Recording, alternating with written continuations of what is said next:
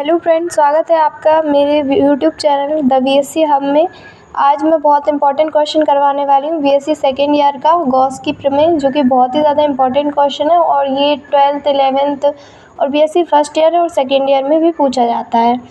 तो ये क्वेश्चन समझने से पहले आपको इसके बारे में थोड़ी बेसिक्स पता होना चाहिए कि इसके लिए हमें सबसे पहले ये पता होना चाहिए कि विद्युत फ्लक्स किसे कहते हैं, क्योंकि इस क्वेश्चन में विद्युत फ्लक्स का बहुत ज़्यादा इम्पॉर्टेंट रोल है।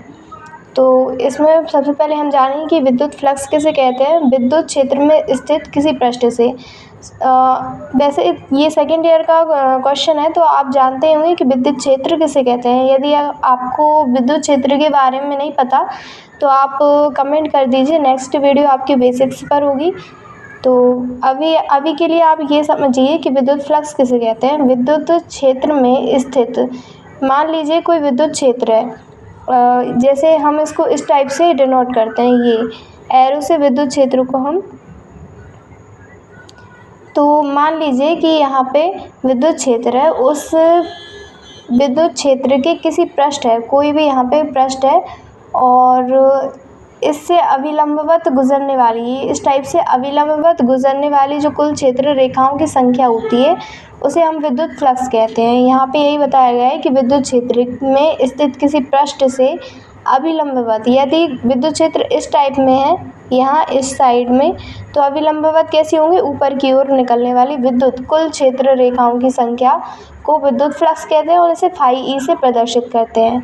अब बात आती है इसके एसआई मात्रक की। तो एसआई मात्रक इसका न्यूटन मीटर स्क्वायर प्रति कूलॉम होता है और इसका अन्य मात्रक एसआई अन्य मात्रक वोल्ट मीटर होता है और इसका विमेय सूत्र m L⁻³ T⁻³ A⁻⁻1 होता है। तो ये हो गया विद्युत फ्लक्स। अब हम इसमें गॉस प्रमेय का कथन बताएंगे और इसको प्रूफ भी करेंगे कि ये किस तरीके से एग्जिस्ट करता है।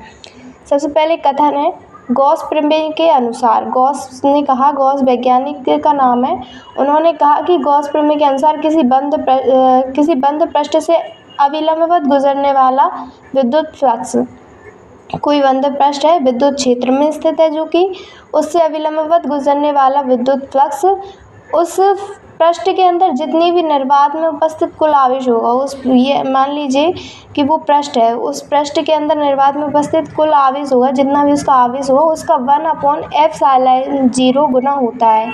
यहाँ पे जो ε0 है वह निर्वात की विद्युतशीलता है। तो इसका जो आवेश होगा उसका ε0 गुना नहीं होता, बल्कि 1/ε0 गुना होता है, जहाँ पे ε0 निर्वात की विद्युतशीलता है।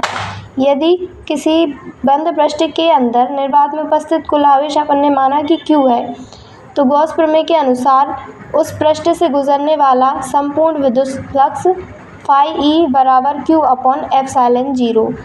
तो ये गॉस प्रमेय का कथन हो गया। अब इसका निगमन यानी कि इसको सिद्ध कैसे करेंगे।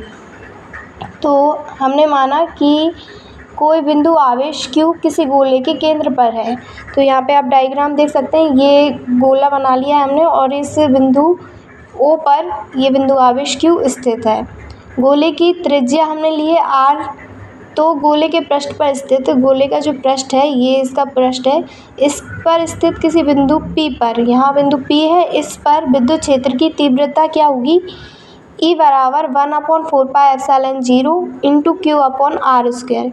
इसको दे दिया हमने समीकरण फर्स्ट।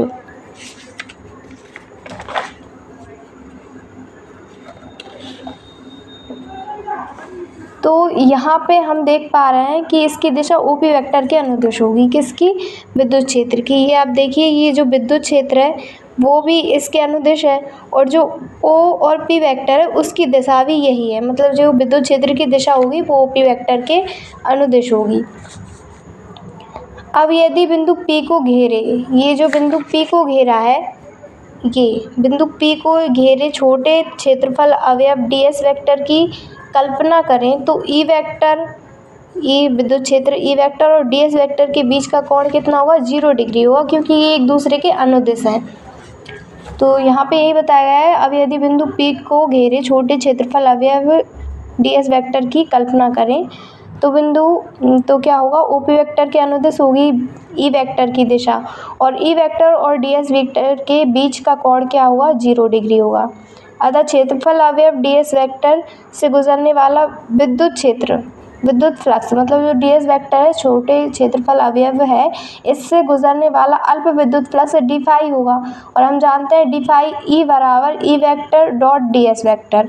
यहाँ पे E वेक्टर विद्युत क्षेत्र है और DS वेक्टर क्षेत्रफल अवयव है, जिसकी हमने विद्युत P के सापेक्ष कल्पना की है। तो इसके लिए एक फॉर्मूला लगता है, A vector dot V vector बराबर A वेक्टर का मापांक B वेक्टर का मापांक और cos थीटा। तो इसी तरीके से हमने यहाँ पे रख दिया E dot DS cos theta. चूँकि cos theta 0 degree, cos theta का मान यहाँ पे 0 डिग्री है, तो cos 0 डिग्री का मान 1 होता है। तो यहाँ पे हमने ये d फाई E बराबर E ds हमने प्राप्त कर लिया।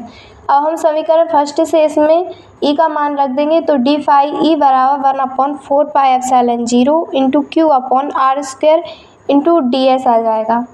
अब चूँकि यहाँ पे छोटे क्षेत्रफल अवयव की बात हो रही है, इस बिंदु की बात हो रही है, लेकिन हमें इस पूरे पृष्ठ से गुजरने वाले विद्युत फ्लक्स ज्ञात करना है।